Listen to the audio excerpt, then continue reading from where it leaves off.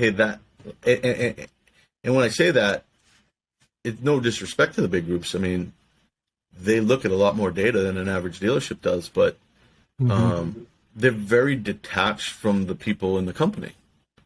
So they say, hey, we want this brand, but by the time it gets down to the people that are doing the job, there's usually, disconnect. And some of the groups do a decent job at trying to do what we do.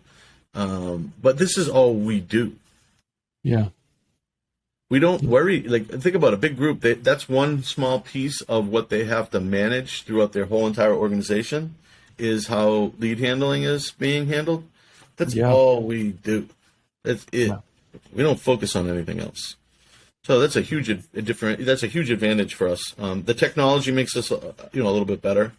But just to reiterate, Sean, you get the lead, you got the deal. Are they happy? Schedule this service. They call in for service. You schedule that service. They come in for service. Our CSI call, schedule their next service appointment. Call missed customers. Email, text. We then call recalls and other types of campaign calls. We can also do like certain lead sources for dealers that like Kelley Blue Book buying center leads. Anyone ever signs up as a buying center, they get overrun with leads. We can make those calls for them and send emails to those customers, specific ones, so it doesn't get in the way of their, there's some manufacturers send campaign leads. We can make those calls now.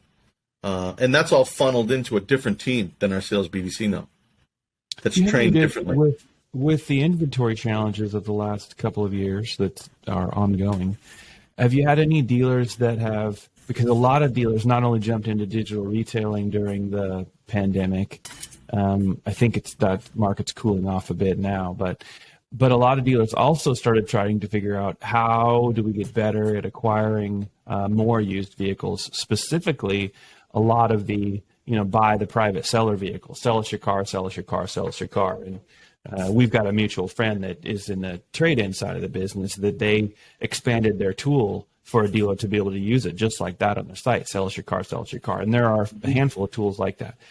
Question, have any dealers approached you guys and said, hey, we're generating all this interest on sell us your vehicle. Could we put a specific campaign together where you guys would help us engage those people and bring them in? Mm-hmm. Yeah, absolutely.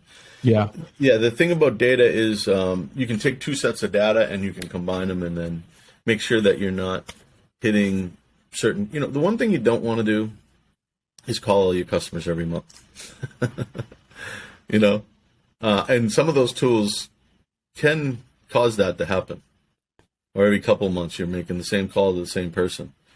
Mm-hmm. Don't get me wrong, there's some really sophisticated tools out there, but doing it strategically and targeted is the key. So I said 2 years. I think it's are you going to miss some deals if you don't call it 1 year? Yes.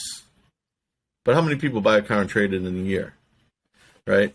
Yeah. So you're calling all your customers to find those one or two that you might miss. But it's also why it's important to do CSI calls, follow-up calls, and schedule service for those people that trade within 1 year. Because you want them to feel like, hey, I like buying from this place. They take care of me. I know I'll always have a service appointment scheduled. They're always proactive, which is a great word in this, dialogue, because that's what we're talking about. Be proactive with your customers. Don't be reactive, right? I have a little story I'll share with you on the frequency of a dealership trying to reach out. So in the last year or so, I have moved because I bought property. I wanted to be closer to this property and sold our house up in Little Frisco, Texas. And so a dealership that I used to do service work with up there, which is, hour and a half at least away, they have a process where they absolutely have my phone number and they call me relentlessly, and I can't get them to stop calling me. I've been unsuccessful thus far of getting out of whatever system it is that's automatically calling me. And when they feel like I'm coming up on a particular interval, the frequency escalates to almost one call per day. And what's really frustrating is they don't leave a message. if they don't reach me, it's nothing. But I know it's them because I've their number saved. And You know the problem with that is, Sean? it's almost like they don't Someone care. wants that. No, someone wanted that sequence. And that's somebody that is still probably living back in the 1980s and 70s with Hey, that what's wrong with that?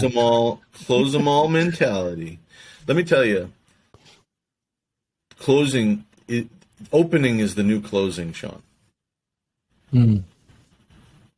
It's heard it not. here It's first. not about. It's not about closing people anymore. It's about being there for them nowadays. It's about listening to them.